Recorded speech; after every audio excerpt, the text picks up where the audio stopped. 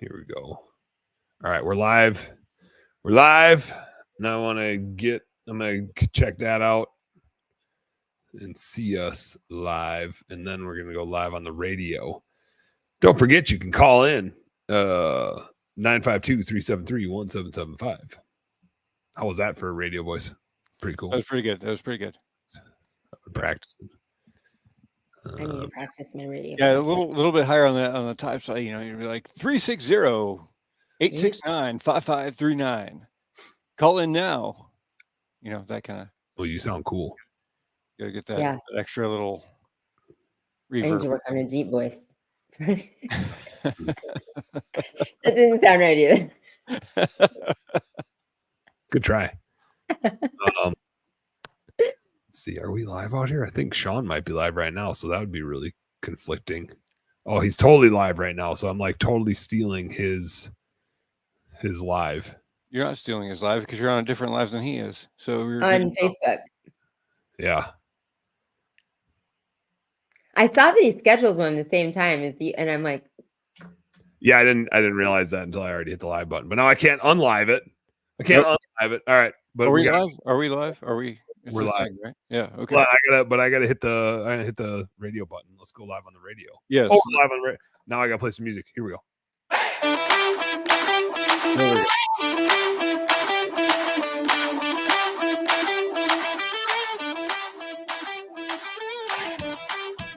I should just let it. Maybe I'll just let it like keep playing, and Angela will just sit there and dance. And be like, okay. I know, that's what I was just thinking. Well, let's keep going. How long is he going to do this for? What's up, ladies and gentlemen? Home service happy hour nerds here. I'm Dan Plata, your home service CFO. We got Angela Schroeder in the house. We got Hecubus in the house. Good to have you back on, Hecubus. Welcome. Thank you. Back on Not often I get a Wednesday time to do this, so thank you. It's good to have you. It's good to have you. I got per your request, Hecubus. I got me a whiskey here. Thank you. Cheers, Angela. I gotta get mine drink. We didn't have any whiskey open. I gotta wait. None open. What? Yeah. What so you have some, but you didn't open it, or I don't know. I'm still new here. I'm still rocking my social distancing champion mug, which is probably fitting because I think I'm on like week 3 of having COVID. But I'm going to kill it right now with some Windsor. Alcohol kills germs. Alcohol kills germs. Yeah. I will find mine at our first commercial break. There you go. There we go. Appreciate your commitment. Angela, you threw out a Facebook post the other day, and as you know me well enough by now to know that anytime somebody throws out a Facebook post, I can't help but chime in with some stupidity.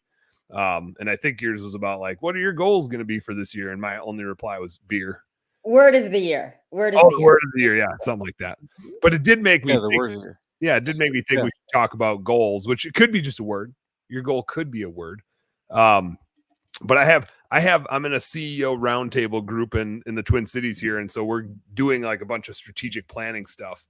And I was like, man, I'm starting a brand new business. Mine feels more like tactical planning instead of strategic planning. Excuse COVID, still fighting it. Oh my God, I'm gonna be coughing this whole episode. Calm down. Yeah, you guys are gonna love this. But it got me thinking about strategic planning stuff, and I do coaching in Landscape Lighting Secrets, Ryan Lee's awesome landscape lighting group. And we're talking about strategic planning. So I had 2 coaching calls today where I was working through like some elements of strategic planning with my coachees. I think that's what you would say, my coachees. Coachees kind of sounds like cheese that you're sharing with somebody though. Or a Native American group, coachees. He was the leader of I can't remember which tribe. Probably a pretty corny one. It was Coachee. Not see. Go ahead, keep talking. I'm gonna look it up. Oh, this is real. This is for real here. Oh yeah, I'm serious. Oh, I like it. People are just going to learn a lot of weird stuff today is what's going to happen. Yeah. But anyway, because it's early 2024, you know, some people are like, oh, you got a budget before the year. I'm like, yeah, for a lot of us, we're like usually shut down right now anyway. It's never too late to budget. And setting goals and planning is different than budgeting in my mind. Budgeting is like a purely financial task. Goals don't have to be financial. And I get wrapped into, I see people get wrapped into that all the time. If you ask somebody what their goal is, they like spout off a revenue number right away. I'm just like, yeah, but like, why? right? If your goal is a number, why? Like, what purpose is that serving? And so that was one thing I was really challenging my coaching groups on today is what's the real goal? Like, what are you really trying to accomplish this year? And if it's a number, then why? Until you get to like what the actual goal is. And then I had a framework, and we'll go over this later. I had a framework for some strategic planning stuff. And so if you want to hang out and tune in today, we're going to get into some of that strategic planning stuff so that as you guys are building your goals for your business, you have a framework to do it. And it's not the end all be all. It's just some bullet points that I found useful. I have like a stream of consciousness, as you can tell by the way I host a podcast, that it just kind of like flows through my brain and out into the airwaves. And so a lot of times, even when I'm like making notes for like a show, I don't write questions, right? But I just like bullet point to organize my stream of consciousness. And so I find just having these like bullet points, these brackets or compartments to organize your thoughts into help you a ton with planning stuff, just to give you a tiny framework. So that all said, Angela, Hecubus, how the heck were the holidays for you guys? What, Angela, I know you're going to have some fancy cocktails. Hecubus, I'm sure you had some fancy beers in your fancy ass glass there. How'd you guys fare during the holidays? Oh, wrong way. Good. Holidays were awesome. I think the last time we came on, we had just gotten back from Europe. So we long holidayed, did long Christmas in Europe. And then Christmas is great here. My daughter came from Nebraska, so that was a ton of fun. What's up, JC? What's up, Jared? I'm Schroeder. This is Angela. I like that. I like it. No, you're wrong. You're Angela. She's Schroeder. Oh, yes. In the order of the words on the screen. You're right. Correct. That makes sense. That's all right. I'll change that at break when he finds me some whiskey too. Yes. Yeah, she said you don't have any whiskey open. Like as if there's a rule in your guys' house that you can't, like without permission from the other person, you can't open the bottle of whiskey. Is it like super? We do have a bottle, Dan. I'll save this one for you when you come here in March. I have a bottle of what's the one with the horse on it, like the really, really expensive one. It looks special. I'll find it at the break and bring it in because I don't even know what it is. It was just a stupid expensive bottle that looked cool, and I bought it. Yeah, don't save it for me. I'm the dude that drinks the cheapest shit. That's what I was thinking too. Like, oh, this tastes like Don't save that for him. No, don't. Like whiskey right here. I'm literally like drinking Windsor right now. That's what's in here. Windsor. I threw some ginger ale with it though. I'd say it's probably watered down too, right? So that's what I'm saying by no open with. It's not like there was a bottle of like vodka gin that I would open. The whiskey that was there was like, yeah, had a horse on it, and I'm like, I don't think these are. Is whiskey quality a function of the type of animal or just like the classiness of the emblem? Is there a way to tell? Maybe. I think so. I don't know. It's you could just tell that it was a fancy. I'm guessing like is it so was it on the bottle or was it on the topper?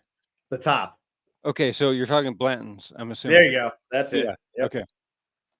I was trying to figure. I was trying to picture anything that I had seen with something on the label, but then I realized that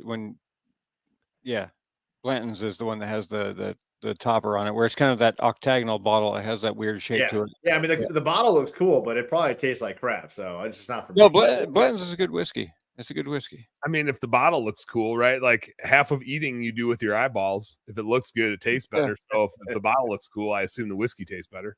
That's why Black Velvet works for me, because that sexy, smooth plastic in that little container at the come and go at 12 a.m. is amazing for me. That's pure second. That's why I grabbed the Windsor, because the Windsor bottle, like they form the plastic so it's got like the handle built in. Form plastic. Exactly. Yeah. I love it's that. It's made for pouring directly in as opposed to out. Yeah. Pure class. But you guys had a good holiday. Nothing tragic, nothing outstanding. What were the highlights? Give me some highlights. Yeah, I felt it was quiet. We had plans originally to go out of town and just take Christmas Day or the day after, once I got the girls, and then meet up with Angela's daughter and go do that. That I won't say fell through, but we just opted not to. We stayed home. Hildy came out here the 26th, spent 4 or 5 days with us, and It was great. All the girls together was a lot of fun. Oh, We it did a lot was of yeah, it was first time Hildy met the kids, so that was fun interaction engagement. You guys ice skating. That looked hilarious. I would have. Wow, God, I got better. that was a train wreck. When you have an 11 and 13-year-old teaching a grown adult and her daughter how to stay off the boards. Angela, that. this isn't an insult. Angela Oh, yes. ice skating looked like me dancing. Like, okay, this is what I'm supposed to do, I guess. I'm just gonna move really slowly. I'm trying to figure out what that even. I don't even know what that would, because Well, I've never seen you I'll dancing. share Dan, some so. videos. Yeah. Yeah. I mean, if you said, hey, go ice skate, like you're really scared of it, and that like your only goal is to not fall, but you also somehow need to move forward. Like, Oh, okay. That's now I got it. Okay, all right. I got you. she I made gotcha. it look like it's not a thing that's not possible. It was hard to watch, so I kept my distance and just filmed from a distance. So if it looked like I was closer, I was really zooming in. It's kind of like when you see somebody drowning, you don't want to like swim up to them because they'll pull you under, and that's Right. Yeah. what your approach was like. Oh, she looks like she's about to fall. I don't want to go over there. She's for sure gonna fall, and then she's gonna pull me down with her. You Like- want to support, but you don't want to die at the same time. Yeah. I want to verbally get commend it. you for your effort and keep my distance. But in her defense, she only fell once, and it was a very elegant fall. That's And when she got up and we wiped all the ice off her, she continued on and she Okay. progressively got better Yeah. throughout the day. It was so- like one of those. It was one of those Olympic things where they do the slip and fall, but they come back up into a graceful Yes. pirouette, and they're like, Yes. "Oh, that Yes. only took off 1/10 of a point." Mhm. And I do have a fear of falling, like your description of everything I can to not fall. I have had multiple wrist injuries, broken, torn ligaments, surgery. Like I do not fall well normally. When I fall, it ends in surgery. I'm Well, like, that makes more sense now. You and Hildy too. She's had multiple surgeries on, and she's like, we just do not fall well. I'm gonna bring like some sand or kitty litter when we go out ice fishing, and any from the truck to the fish house or from one Yeah. fish house to another, we're gonna like build you a little path. There's this thing called stop, drop, and roll. You might want to focus on that one. If you're on the ice, it'd be like stop, drop, and slide. Well, You don't true, need to yeah. roll, you just There kind of you go. carry on. But way to get out there, way to get out of your comfort zone and Yeah. stick leg around a little bit.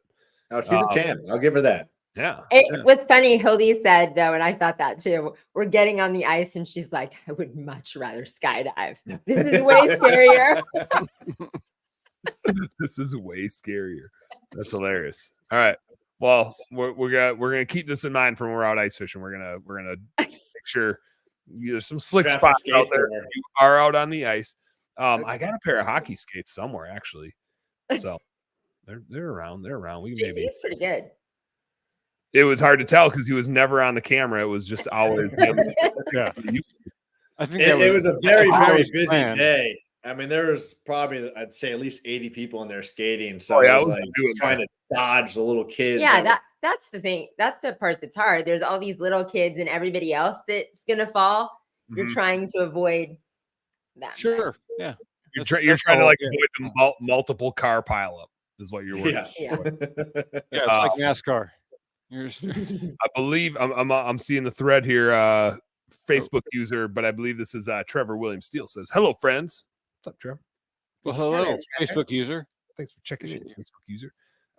By the way, if you want to call in, the phone line's open 952-373-1775. Let's hear about your golden plans. Hecubus, you got any good Christmas stories? Any fun happenings in the household?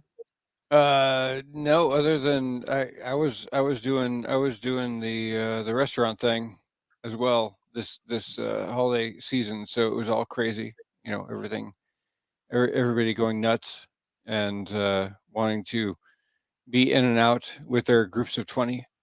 And I have to say, like, if don't go to a restaurant at 7 o'clock on a Saturday night and expect to walk in with a group of 20 and be seated right away. Please don't. That's Common never a sense. thing. Common I don't sense know. suggests that's not Yeah, law. I don't know why that's a commonly accepted idea, but it's not a thing. But no, it's all good. It's Everything was good. We were chill. It was nice because this was the first I almost said Halloween holiday season that we were not on the West Coast as far as, yeah. visiting all that, where you have to like you do the multi like 15 different household trips and things. Yep. So Yep. we just chilled. We made cheeseburgers and just had a good night. There you go. Just chilled out. So it was good. Why cheeseburgers? Just cause why not? Yeah.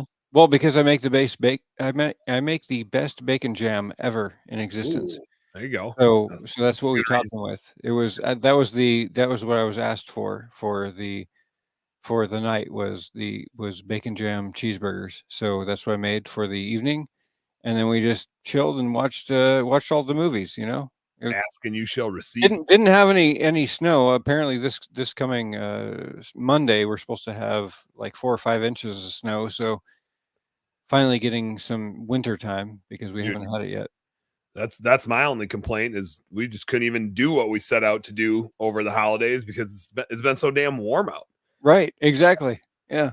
We were at like 53 degrees on Christmas Day. It was crazy. We were in like shorts, tank tops. It was nuts. Jamie Schmidt checking in. What's up, Jamie? Yeah, I heard on the news today that we're talking about that blizzard that's coming to the Northeast, and I don't know exactly where, but somewhere between Virginia and say Jersey, it's been 600 days since they've had at least an inch of snowfall. Last winter they didn't get anything. Yeah, insane. Wow. Yeah, they're looking at twice the amount that they had, or I think it was twice the amount in the last 2 years, something like that. It was it's going to be a blizzard, so it'll be fun for the snow people anyway. Yeah. Get everybody back into the reality of winter a little bit here. It's January 3rd. I'm in Minnesota. We should have a foot or two of snow. I'm looking outside. We got an inch or two of snow. Like there are bare spots in my yard. And in central Wisconsin, where I was for the entire holidays, like 0 snow. It was embarrassing. It was so embarrassing that we couldn't even go out ice fishing. Like every year between Christmas and New Year's, we go back to Wisconsin, hang out with my folks for a couple days, and my brother and sister-in-law and their kids are all there, so we party with them. And then we drive back to Minnesota, hike our butts up north to get up to Red Lake, and then we spend 5 days in a fish house just smelling it up and hanging out and drinking too much and eating too much. And if anybody follows any of northern Minnesota's news, they ended up having to rescue like 122 people out there. An ice sheet. It was like 45, 50 degrees and like raining. So like it's a stupid time to be out ice fishing. There was 10, 11 inches of ice, but when it gets really warm and the ice is unstable, wherever the heaves or the cracks are, it can break apart. And so the ice shifted and a huge opening, like to the point they had to bring a boat to get people across it, to get people off of that sheet of ice. So that cracked me up. We weren't out there, and it was not on the spot of the lake where we are anyway, but we didn't go ice fishing, needless to say, which was kind of a bummer because it's like our annual tradition to do the holidays and then go sit in a fish house for a while. So, but I'm committed. I already told my wife, I was like, in March, we're just going to have to book another ice fishing trip. Since we didn't get to do this one, it just delays to March. And usually in Minnesota, like they shut ice fishing down. They don't shut ice fishing down, but you can't fish walleyes, pike after the end of February. That's like the end of that fishing season. You can still fish for panfish and stuff like that, but you can go up to Lake of the Woods, which is like another hour north of where we're going to go, JC and Angela. You can go another hour, and then you get on the border water with Canada, and that you can keep fishing. So we just our last fishing trip of the year, we're just gonna have to go way the hell up there. It's like a 7-hour drive. It's like a 3-beer drive once you get out on the ice. I've measured it. Usually at where we go on Red Lake, it's only like a 1.5 beer drive once you get on the ice. You don't have to go as far. But when you're out on Lake of the Woods, sometimes it's like a 30-minute to an hour drive once you get to the ice. Because you got to go pretty slow when you're on the ice. So it can be. Well, I feel like you need to describe explain the beer drive thing, because there's folks out there who, we in the States are the king of explaining things by measurement of something other than the actual measurement. It's always like 3 buses long, 3 buses wide, whatever it is. So when you say 3 beers, what are you describing there, Dan? I'm just assuming like the average beer drinker's pace. It's probably a northern Minnesota thing too, but it's especially a northern Wisconsin. Sure. Oh yeah, no, totally. Yeah. Or anywhere in Wisconsin thing, where distances in remoter parts of the area get a different measurement, such as a beer. So usually, like the average person, I don't want to use myself because I can drink beer faster depending on how thirsty I am. But if you're just like casually drinking it, 3 normal sized beers an hour, beer every 20 minutes. So if it's a 3 beer drive, it's about an hour.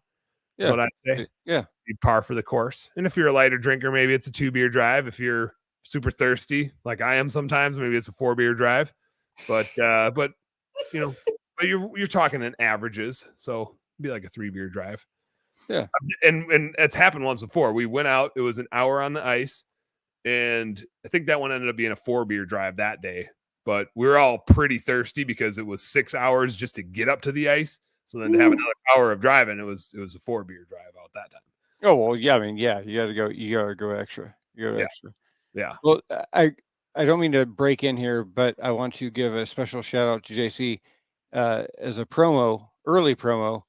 He's got a show coming on Turfs Up Radio soon. So I want to just give a quick little shout out to that for those listening. We're going to have a lighting show on Turfs Up Radio starring JC as the host.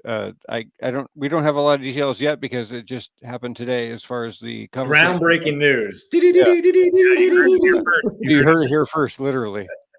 What do we have a show name in the works? Do we got a sweet name, or do we get to come We'll have that decided. We're going to talk about that tonight. We actually did ask the viewers kind of for some names based off of what we wanted the show to be evolved around. So we have a list, and we're going to finalize that tonight. Have the logo next week.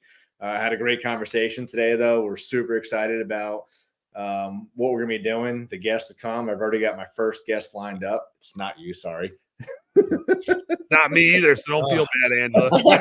It's not me either. So I mean, we're all out of the picture. Probably looking for people that are good at ice skating or something super lame like that. That's still twinkly lights and things, I'm sure. But no, yeah, I'm super, super excited and honored to be part of the team. Heck yeah, man. It's exciting. Yeah, it'd be awesome. Podcasting pro. Let's do this. Let's hit some commercials here before we get too carried away with Christmas stories. And then we're going to be back with some goal setting stuff, some planning stuff. Seth Goldberg asked, how many whiskeys is that? I don't know. I assume you drink a whiskey at about the same pace you drink a beer, and then you just get drunk way faster. Well, I was going to say, I feel like it's like two, like 1 whiskey per 2 beers is sure. It's a whiskey and a half, and if you drink whiskeys as fast as I drink beer, then I'll just be carrying you in the fish house, I guess. Yeah, you won't make it to the fish house. or you'll be in the multiple car pileup when you fall, when you take Angela down on the ice with you, and then like 3 other people fall behind you. You'll be the one that started it. Like, oh, Seth got into the whiskeys. All right, guys, we'll be back with a little more home service happy hour already on Turfs Up Radio.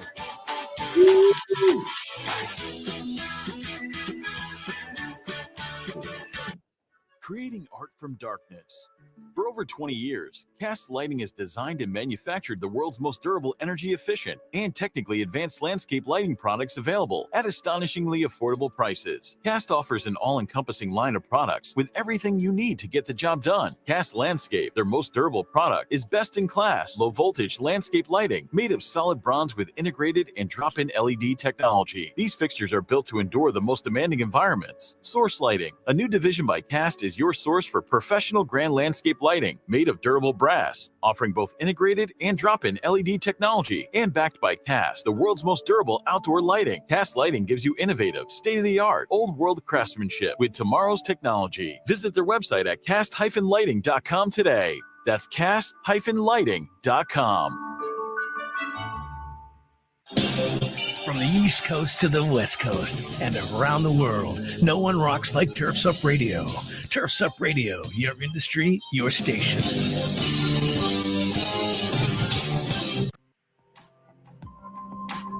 Crest is leading the transition from gas-powered lawn equipment for professional operations with the introduction of the industry's first truly game-changing innovation in battery-powered OPE. With the Crest 8-minute cyber system, professional landscapers can now replace their messy gas-powered equipment without sacrificing performance, power, or runtime. The 8-minute cyber system allows for Crest-made 60-volt batteries to fully charge in 8 minutes or less, just enough time for a water break. Complemented by a full line of equipment benchmarked against gas-powered products, landscapers can finally take charge of their business and make the switch to battery. For more information, visit Crest.com. Visit Crest.com. Having issues with your maintenance schedule? Want better routing and ability to track your vehicles when they leave the shop? Do you want to reduce your liability exposure with your vehicles that are moving billboards on the road? GPS Fleet Consulting uses cloud-based dashcam monitoring and can easily track your vehicle maintenance using real odometer readings. GPS Fleet Consulting can also assist you with live phone support and email support with guaranteed same-day responses. Yes, same-day responses. Stop wondering where your trucks are and start managing your fleet with GPS Fleet Management Systems. For more information, visit gpsfleetconsulting.com. That's gpsfleetconsulting.com.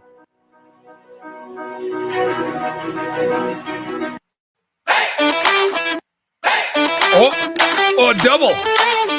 That was a double. I clicked the button so many times that I just played it twice. So bam! It was like a stutter. It was a music stutter. I don't know. Welcome back to the Home Service Happy Hour here, ladies and gentlemen. I don't know if I'm cool enough to be on the show anymore because JC's got his sunglasses and his hat out. Looking super cool. Rob's in the house now. We got Angela and JC, you guys are on mute. Let me unmute you. Let me unmute all y'all. Blurry. Yeah. You are blurry. Do you got the ice pack on the camera? Is the ice pack on the camera or is the camera overheating? Yeah, so Dan, I'm pretty excited about these. These are Ray-Ban Meta glasses, and I can record video, take pictures, and go live from these glasses now. They just came in the mail. Oh, Pretty damn. I was thinking, so I was like, oh, he bought a pair of sunglasses that float. So when we're out ice fishing and they fall in the hole, they don't sink. Because many a thing. They'll be able to record the fish that he lost. Oh, there you go. There's the That is Blanton's. Yeah, that's the Blanton's. Yeah, you're right, Angela. You really couldn't open that. I was like, I don't know. The other one looks that fancy too, and I'm like, I don't know if these are just open and be on the radio bottles of. So that's one of those divorce conversations that you come home to find. Whiskey is always made for drinking. Yes, the whole thing. Well, it's not a divorce. Like, I don't know what kind of relationship you have that you have to ask to open the whiskey. All that.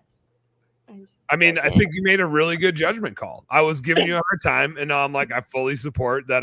I can't say, like, if I wanted to send a message, maybe I would have opened it. Like, yo, JC, what's up? Like, then I would have opened that bottle of whiskey. What kind of mood are you in now? Yeah, that's a good point. I like that. I don't know. But anyway, so what are you drinking? Instead, we have we call them. So we don't know why. I mean, since we've known each other, we've been heavy IPA drinkers. And for whatever reason, last 2 months, anytime we drink an IPA, usually it's multiple IPAs, we are passed out on the couch by 8 p.m. Like, we'll just sit down. And so now we just said, I'll just take a sleepy time beer. And that's what we're drinking, sleepy time beers. Time beer. It's getting to be nap time. So it's really good IPA. It's local. Rob Anderson. What's up? What's up, buddy?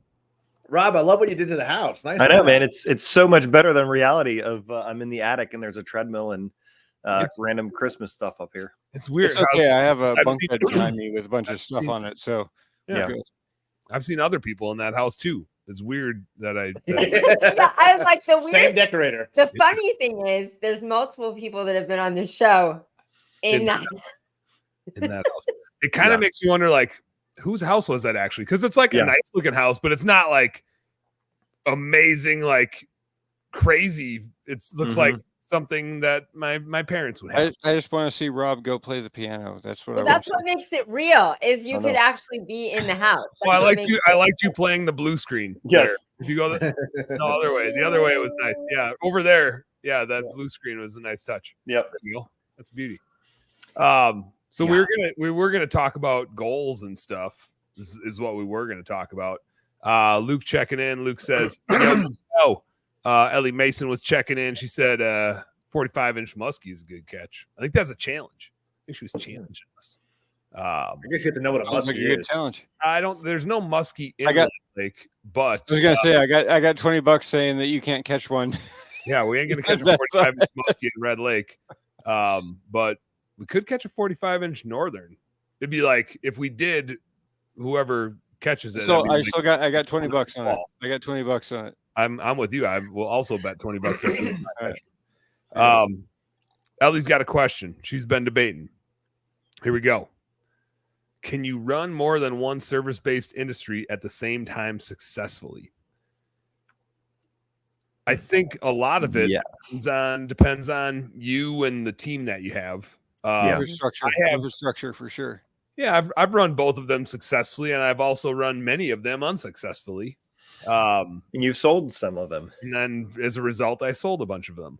I think where we went wrong is going multiple locations all over the place. We spread ourselves too thin. I think if we would have focused on just our Minneapolis location and added more services to that location, it would have been better than going to a bunch of different locations, even running the same service. Depends on how far away the locations are, depend on who you have running them. So there's advantages both ways. Luke chimed in. He says, yes, but you better have a team. Ellie said she's got 12. So I think the leadership gets fragmented, right? And you get fragmented. So that's the hardest part is it's hard to scale yourself. And you just gotta, the job of leading a business is different than leading leaders. If you ever read the Maxwell's 5 leadership, and that's a tough nut to crack. And I think part of it too is also the industries that we're talking about too. If it's a seasonality business like the washing Christmas lights for some of the northern guys, where it just completely dies off into the wintertime, so you can transition into the Christmas lighting and still have a skeleton crew doing the washing, that's an easy fit. But if trying to run 2 full-time year-round businesses without the proper infrastructure successfully is very hard. Yep. Can it be done? Like you said, yes, but it really depends on the industries. So a couple thoughts. Ellie said she's got 5 of them have been with me more than 3 years, and I think that's obviously helpful to have like a really strong core. But one of the biggest mistakes I made is I would take those people and move them out of their sweet spot into a job that they sucked at, and I did it over and over again until I was just like, man, I'm a freaking idiot. But I would take them out of like a tech position into a management position, and they were great at cleaning and they sucked at managing people and they hated it. But it was like, well, I had to promote them. I would take people from a management position and try to make them like an ops manager or a general manager. And they were good at managing their little team, but when they had to start thinking big about how a business worked, it fell apart. Right. And so it's like good people in the right role. I mean, it's tricky, right? Because it's like you want to give them opportunities and stuff like that, but a lot of them aren't ready for the next thing, and you eventually promote them into a really bad spot. So Eco said, Ellie said, I'm in house cleaning, thinking about snow removal and window washing. We had window washing. We didn't get into snow removal just because I didn't want to work in the winter. I wanted to go ice fishing, but we had window cleaning, pressure washing, holiday lights, and maid service. The biggest thing I ran into actually was the culture of those different businesses was so different, and it created a shitload of drama. And I hate drama. And drama in a maid service business, and Ellie, I think you've probably experienced this, like the drama in a maid service business can already kind of drive you nuts. And now you throw a bunch of 20-year-old dudes around a bunch of 20-year-old females, and the drama that comes of that. And that was like the culture of those two things was different. And so we kind of had to like self-contain them almost. And so that ended up being the thing that we had to manage, and it was a bit of pain in the butt, actually. I would rather manage that than have 2 different maid service businesses 8 hours away from each other and try to manage drama at different locations. I'd rather deal with the challenges of having different service lines in one location. Just in my experience, that was better for me to manage, but it does create some challenges that are different. And so it goes back to one of those things where it's like, if there's still runway thing that you're really good at, keep throwing your fastball, like grow the thing that you're really good at. You'll make way more money doing that than splitting yourself into two and trying to start something new. Starting new things is expensive. It's distracting. And when you're focused on that, your other thing kind of falls apart a little bit. So if it's stable and it can really run without you, then I think you can go start the other thing. But if you still have runway to grow the thing that you're already really good at, then growing the thing you're already really good at usually makes the most financial sense, I'll say. And I've got a lot of questions for this too. Are we talking residential, commercial for the window cleaning, interior, exterior? Because the interior complements a lot of the house cleaning portion too. Get them on a monthly or a quarterly semi-annual contract. The labor market for the type of employee that she would want for that, I would feel can align with the culture for the house cleaning portion of it. The snow removal, completely different animal, completely different beast. That's just a different seasonal business, very short-lived, very dependent on, like we're just talking about, the weather. I mean, last year Jersey didn't get anything, so like that business was non-existent for some areas. So that one's just kind of like, ooh, you just never know what Mother Nature's going to bring you. But the window cleaning, I think if you just make it interior only for residential, keep it simple, that would just be an easy add-on to complement your current cleaning business and wouldn't need a separate clients that you already have, things you're already used to cleaning. Well, I had someone texting me, Dan, that asked about HR as far as like how you deal with employee situations with seasonal and contract employees, things like that. Like, do you go for a service for that? Do you deal with it yourself? How do you deal with that? Do you outsource it? I mean, usually if I already have a business that I have those employees, I don't try to like double down on a season where I'm already busy. But if I have a complementary service, like if I felt like doing snow removal and we had a window cleaning business, that would be complementary. The equipment is way different for us. We don't have big trucks for window cleaning, so that's kind of what's kept us out of it. But usually I would look for a slow season. Like for instance, we tried to add blacktop sealing, like driveway sealing, to our window cleaning business, because August and September are our slowest months. They're also the best months to do driveway sealing. Yeah. We could have figured it out. I pulled the plug on it because it was just it wasn't something I was super passionate about. And the guys kind of like the slower period before things got really hectic in the fall. And so I pulled the plug on it, but that was a nice compliment to something we had already done, and we could do it with the existing crew, right? We didn't have to go find new people. It was something we could really easily train our guys to do. So I think so much of it is where you have openings and holes in your existing business model, and maybe a new seasonal thing fits into there, which is why a lot of guys get into holiday lights is they have a pressure washing business or something else, and holiday lights can fit really nicely and carry them through the rest of the year. And likewise, it's a lot of reason why a bunch of guys that started holiday light businesses and all of a sudden they listen to JC and Rob and they grow this huge holiday light business. They're like, oh shit, what am I going to do the rest of the year? And then they get into landscape lighting because they're like, oh, I know how to install lights. And now I got 3 months worth of super busy work. I got to go figure out what to do with the other 9 months. So I think there's some really tangential things. I'll say this too with the equipment that you may have. The plowing is one thing, but I know a lot of people that'll just do spraying. They'll just pre-treat before the snowstorms. And the beauty of that is that it doesn't matter if the snow happened or not. If the weatherman said that there was a snowstorm coming, then Hecubus hires you to, go ahead and treat it. And then you've done your work, you're collecting your bill, and you're out in better environments. And it's not that difficult. It's a simple, IBC tote, a spray rig behind you, and you just spray it out there and you're good to go.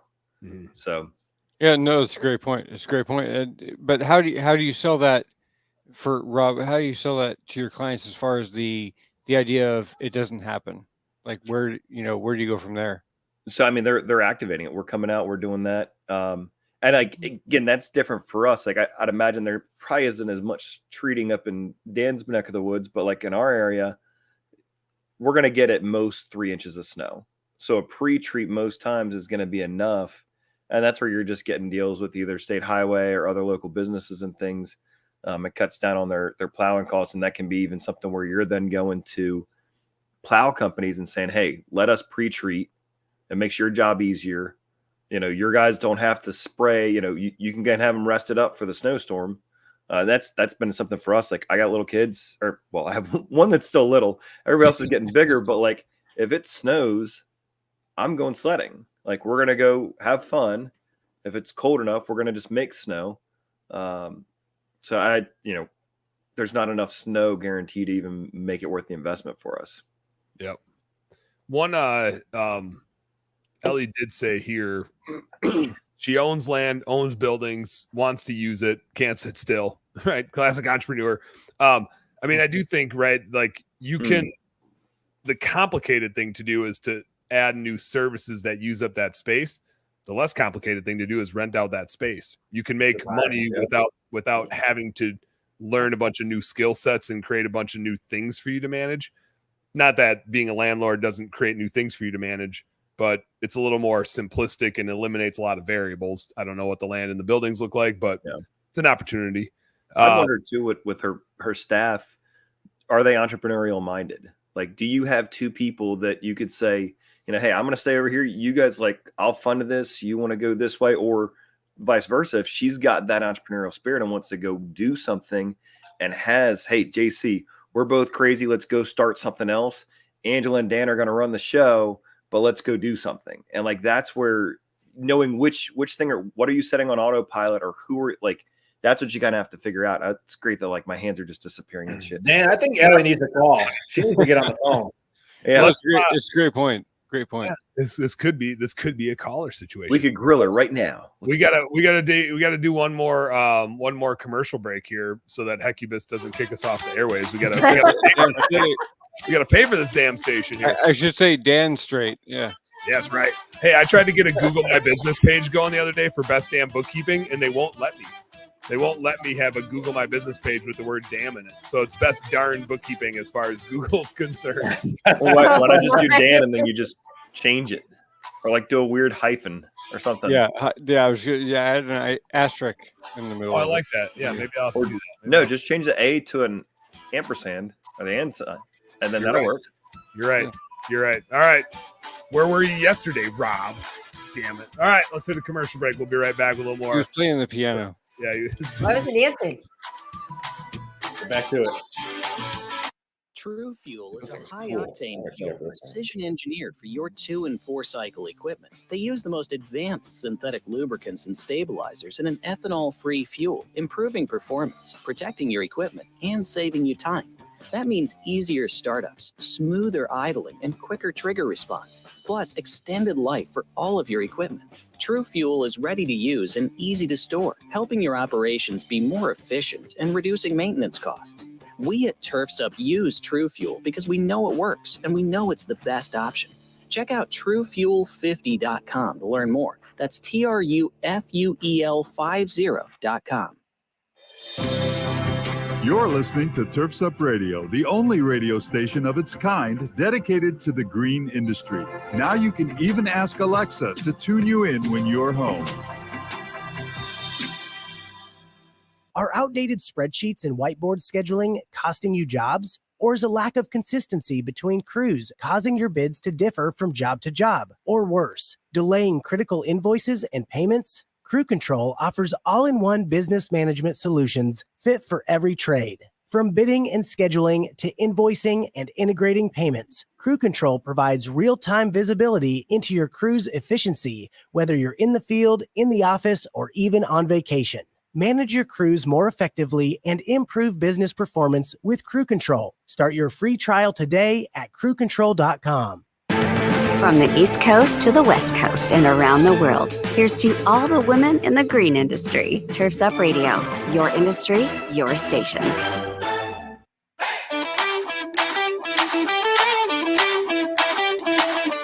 All right, home service homies. We're back with the home service stretch here. Got the last 15 minutes to go of the radio show.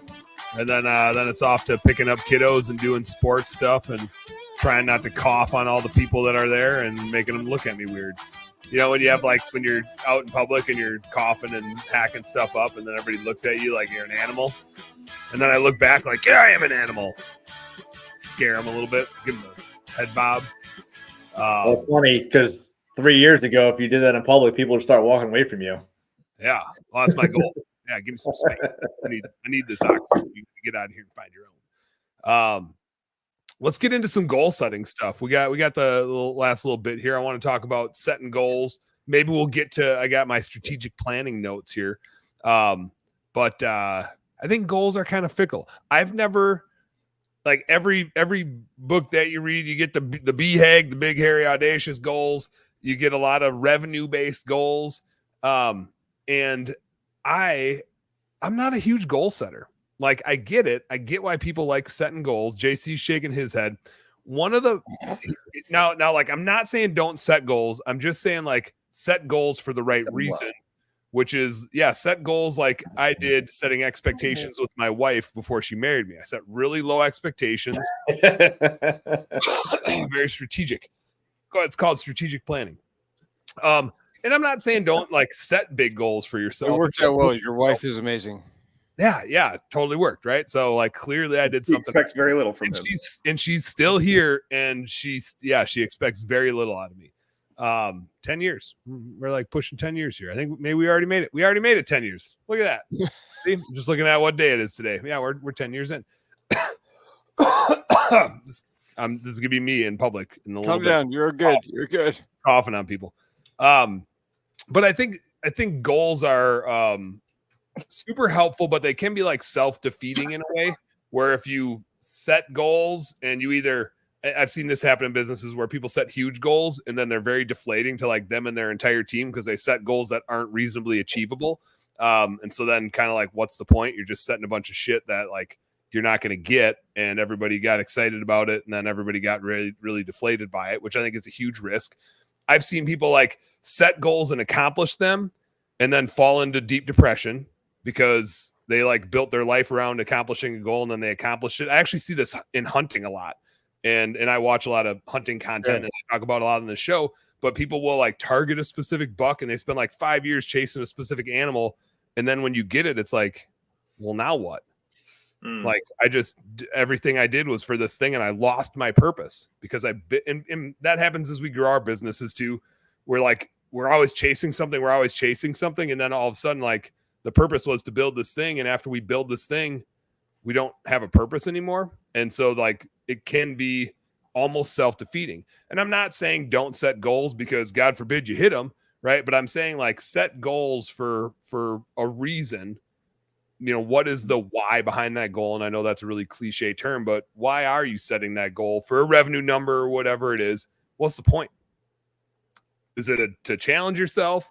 Is it to enable you to accomplish something else to free you up? Is it a lifestyle thing? Is it a money thing that you need to make so much money so that your spouse or whoever can quit their job or something else?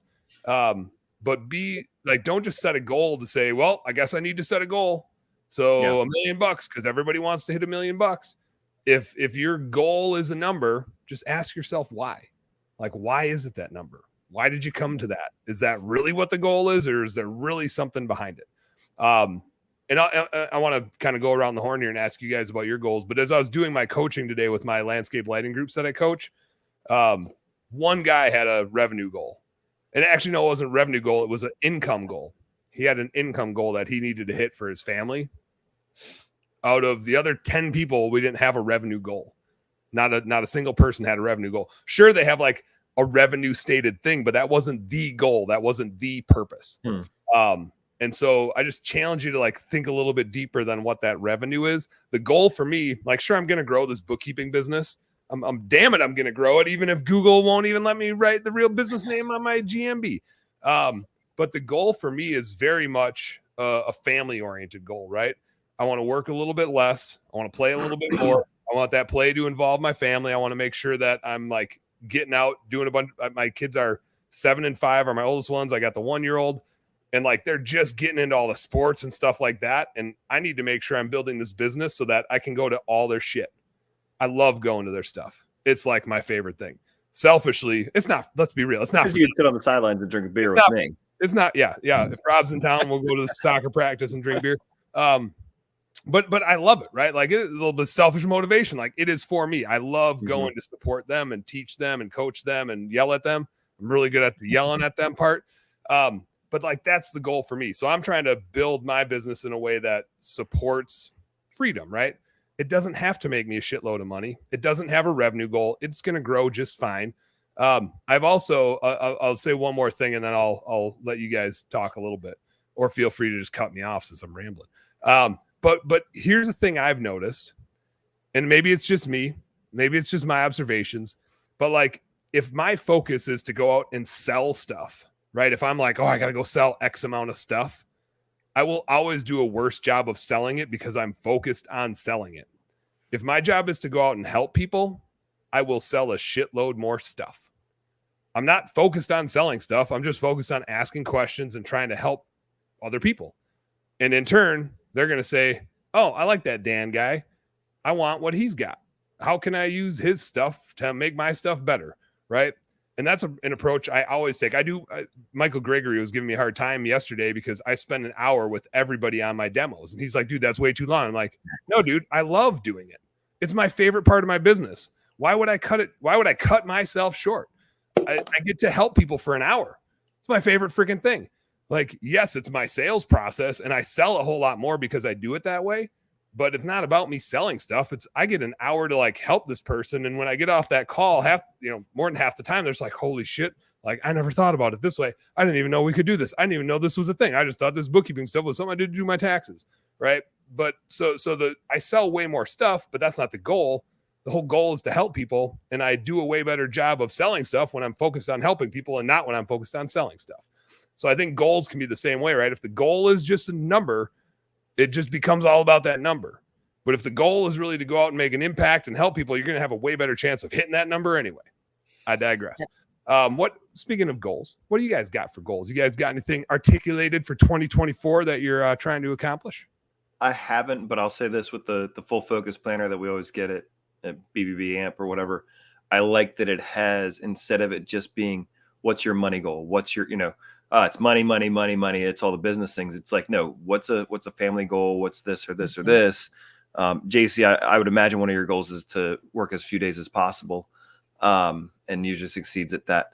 But like mine, I think it was last year or the year before, it was like 30 days out of the business and 30 days, of family vacation. And, we did a trip to Disney, we did a trip to Nashville, we did a bunch of other stuff. And it was like, it was cool to have those instead of just, I want to hit $1.7 million and that will make the world better for me. It's like, no, that doesn't mean jack squat. It just means that we did more work. That doesn't mean that I made more profit. That doesn't mean that I'm healthier. It doesn't it's that's what I really liked about having those in different arenas and categories. I thought that was really helpful. I dig it. I agree with that. I just did my show earlier today, the whole show on goal setting and on that. And it was exactly that, Rob, like the different areas, relationships in your life, your own personal growth, physical health, all of those things. And the reasons that like the goals that most people think is goals, we should throw away. We're unattached to them. There's somebody else's goals, revenue goals, all the rest of the things. I want to lose 20 pounds. I want to be more. All those are somebody else's goals. I am really passionate about like getting really aligned yourself and getting aligned with your partner and with your leadership team on like getting clarity again on your ultimate mission and vision. And then what are the targets that we're trying to hit along the way so that we are aligning with that, so that we don't get to the end of the year and are disappointed we didn't do things, that we're disappointed we didn't go to Europe or go on the ski trip or spend this much time with our family or do these things. And they're different in all areas of our life and business, right? Like not this last year, but the year before I had a goal to get on 100 stages. And it wasn't that I wanted to be cool and be on 100 stages, but I wanted to spread my like impact. And by doing that, I think by like putting those things out in the universe and saying it, then like I got on your show, Dan, and I had my own show and I went to Clip Up, like you bring things into your life when you have like a real mission that you want to do and then kind of do targets around it so that you don't miss things. But they absolutely should be in every area of your life, not just I want to get fit, I want to be healthy. But I think without goals, and I had a mentor who was beyond passionate about it. I talked about it on my show. Like I had to write them down every day. I had to hang those things in the shower, on the refrigerator, on the door. Like a note inside of a plastic bag so it didn't get wet, or what the hell? I had to laminate it. Yes, I had to laminate it, and it was in my shower. But it was in every area. It was like you said, Rob, like you would have written down, and it was in your shower, 30 days off, 30 days with my family. And it's just like every day you're thinking of, it's not a revenue goal. It's just putting in front of you those things that you're chasing that are really important, and like always staying aligned to it, so that I think as visionary entrepreneurs, it's easy to chase all kinds of shiny objects during the year that come out. We're like, oh, squirrel, shiny object. And if you have like, you're aligned on your mission and vision and have some targets, then you're like, I'm not going to do that shiny object because I want this big buck. Now you're speaking about language. But I think back to like you getting on a bunch of stages, right? The ultimate goal was I want to go out and make an impact. And then you start breaking it down as like, okay, so how am I going to go make that impact? Well, I got to go get in front of a bunch of people. I can't, we can make a bit of an impact here, making shows, creating content, and that's good, but there's more we can go out and do, right? And so you start breaking down those avenues to go out and achieve that purpose. My purpose is I want to go make an impact. I think I've got a story. I think I've got something I can teach, or whatever the case is. And then you start breaking it down. JC, what you got? I know you're sitting over there. You got something. Yeah, I mean, we don't agree on everything. It might seem like that. And I love her aspect of it. I laugh at Rob for saying that I want to work the least amount of days of the year. And I find that the days that I'm not working is the days I have the most impact, because it's usually I'm out there creating content, doing posts. Last year, 2023 was a huge year for me to get on stages. I started out with Jamie at the PWMCA event down in Orlando, which Angela and I will be speaking at in February together. And I think we came up with like the most epic title for the speech. We haven't really talked about it yet, so I need her approval. Can we do it? Kind of like opening some whiskey. Yeah. Approval. But it's, I want to get out more. I love being a voice for the voiceless, if you will. We talk about in the Foxhole, we talk about the anti-highlight reel. I like getting out there and just showing people, hey, you're not alone. And my goal is just to be able to inspire and motivate more business owners or entrepreneurs that are trying to get into the business aspect, especially the Christmas lighting, the washing side. I'm not so passionate about it like I was 5-7 years ago, but I love what I do for the lights. So I really want to, my goal is just to be able to impact more business owners this year than I did the year previous. I do have a personal revenue goal, but that revenue goal ties to having more time with my family, so I don't have to worry about quote unquote working. Mm-hmm. I really want to shift my balance of income more to like a 60-40, 60 from doing stuff personally, 40 for coming from my business side of things. So I really want to be able to work more on what makes me excited and what I'm more passionate about, which is the coaching, the teaching, the leadership side of things. While I'm still developing my team and my company. And this might sound foolish to some people, but we're really going to scale back on our lighting company this year and decrease our revenue, but increase our net profit by doing some strategic things that we have planned for 2024 going into it, which we've already kicked off today.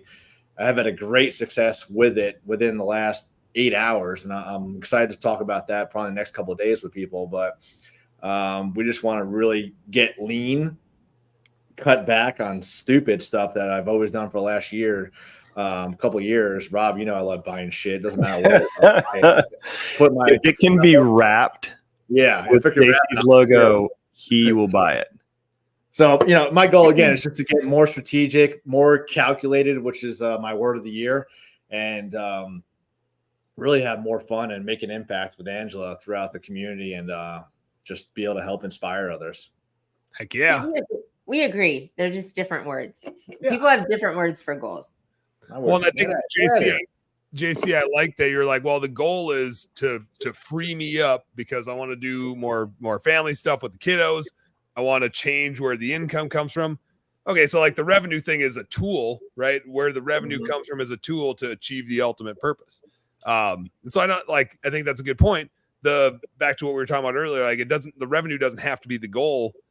The where it comes from or how it comes is part of the thing to achieve the purpose, but it's not the purpose. The purpose is the family. Hecubus, what you got? Faith. Close us out. Faith. That's where I'm at, brother. Faith. I like it. Faith and a couple beers. Cheers. Cheers. Cheers. I did have. I would be drinking, but I have soccer practice in 30 minutes.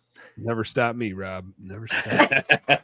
When you're on the sidelines, it doesn't matter as much. Coolers are so popular with the soccer moms these days. Yeah.